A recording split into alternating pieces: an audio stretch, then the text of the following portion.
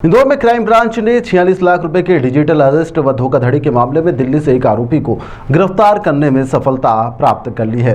दरअसल इंदौर में 2.5 महीने के पहले करीब एक महिला को, जो वृद्ध महिला थी, उसे डिजिटल अरेस्ट किया गया था। उससे 46 लाख रुपए ऑनलाइन धोखाधड़ी कर ली गई थी।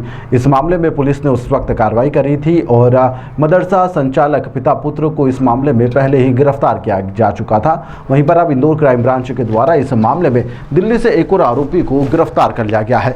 ऋतिक जाटो उसका नाम है, जिसे गिरफ्तार करते हुए उसे इंदौर लाया गया है। सरगना विनोद के कॉल सेंटर पर वह काम करता था, जहां पर लोगों को डिजिटल अरेस्ट के नाम पर धोखा देकर ऑनलाइन ठगी का वह शिकार बनाया करता था। क्राइम ब्रांच ने दिल्ली स्थित कॉल सेंटर पर छापामार कार्रवाई करी।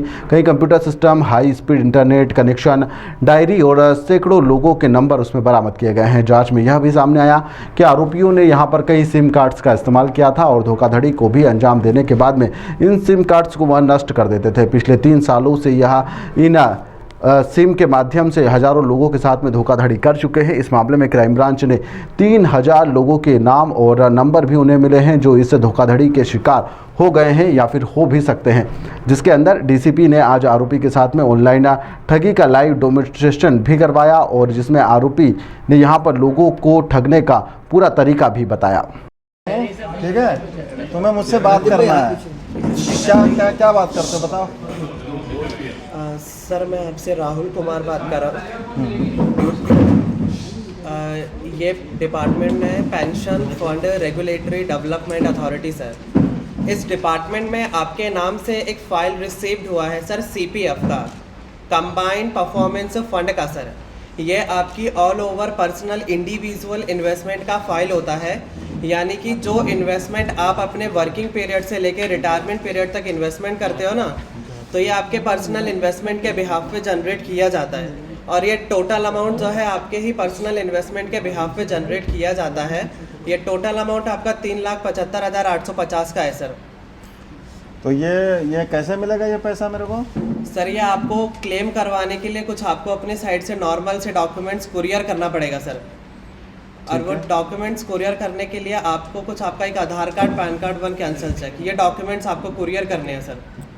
ठीक है, तो मान लीजिए मैंने कर दिया, फिर आप क्या करेंगे? तो कुरियर करने के बाद जो है आपको मैं कुरियर जैसे आप कर देते हैं तो यहाँ से मैं आपका जो है कॉल यहाँ से कनेक्ट। अब ये हमारी टीम जो है पिछले 3 महीने से इसमें लगातार काम कर रही है और मैं इनको बहुत बहुत बधाई देना चाहूँगा। ये दिल्ली में भी जा कर के इन्होंने 15 दिन से ये कैंप किए थे और वहाँ पर लगातार जितने कॉल सेंटर थे उनका इन लोगों ने गहन रोज़ उनको जा कर के सर्च करते थे और अल्टीमेटली जो लोकेशन हम लोगों ने बरामद करी थी उस लोकेशन पर जब ये गए तो इसमें हमारी जो टीम के जो उपनिरीक्षक हैं श्री लोहारिया जी और इनके साथ में टेक्निकल सेल के एक्सपर्ट हैं हमारे हिमांशु सिसोदिया और ये मैडम नीलम के नेतृत्व में ये लगातार इसमें हम लोग नज़र रखे हुए थे और इसमें काफ़ी टेक्निकल इसमें एनालिसिस की है।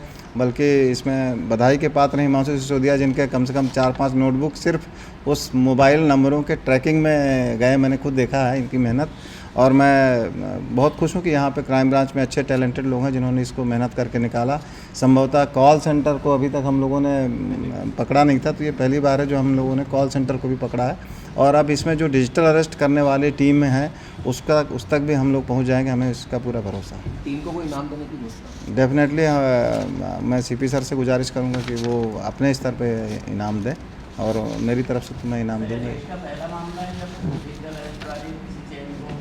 इंदौर में तो मुझे लग रहा है कि इंदौर में नहीं पकड़ा है, बाकी अन्य क्षेत्रों में भी हो सकता है पकड़ा गया हो, लेकिन यहाँ पे कॉल सेंटर में जो कॉलर हैं और सही व्यक्ति को पकड़ना, और ये इसने स्वीकार भी किया, आरोपी ने प्रथम दृष्टया स्वीकार भी किया कि वो इसी तरह के काम लगातार करता रहा। दूसरे लोगों को जो है जो दिल्ली में जो आसपास लोग जो हैं बैठे हुए थे उनको ये पता चलता था कि ये कॉल सेंटर है किसी कंपनी के नाम से, उन्होंने कोई फर्जी कंपनी का बोर्ड भी लगा रखा था, तो वहाँ पे ये पता नहीं चलता था कि ये कॉल सेंटर में क्या काम हो रहा है, तो लोग भी भ्रमित रहते थे, उसका ये फ़ायदा उठाते थे। उनको ये नहीं मालूम था, इवन लोकल पुलिस को भी नहीं पता चलता था क्योंकि ये लोकल में बात ही नहीं करते थे। इनके जो कॉलर रहते थे वो देश के दिल्ली छोड़ करके अन्य जगहों पे होते थे, इसलिए ये जल्दी ये पकड़ में नहीं आते थे। दिल्ली पुलिस से भी इस संबंध में बात हुई थी तो उनका भी ये कहना है कि उन्हें ये कभी पता ही नहीं चला कि इस स्थान से ये फ्रॉड कॉल हो रहे हैं। ये इसके उसका नाम है ऋतिक जाटव नाम है, वैसे बेसिकली यूपी का रहने वाला है। ये बेसिकली ये और इसके 5-6 साथी मिलकर के कॉल करते थे। इनके पास में पूरी नोटबुक में लिस्ट रहती थी प्रौढ़ लोगों की। कॉल सेंटर इसके सरगना विनोद कुमार का था, जिसमें ये काम करता था।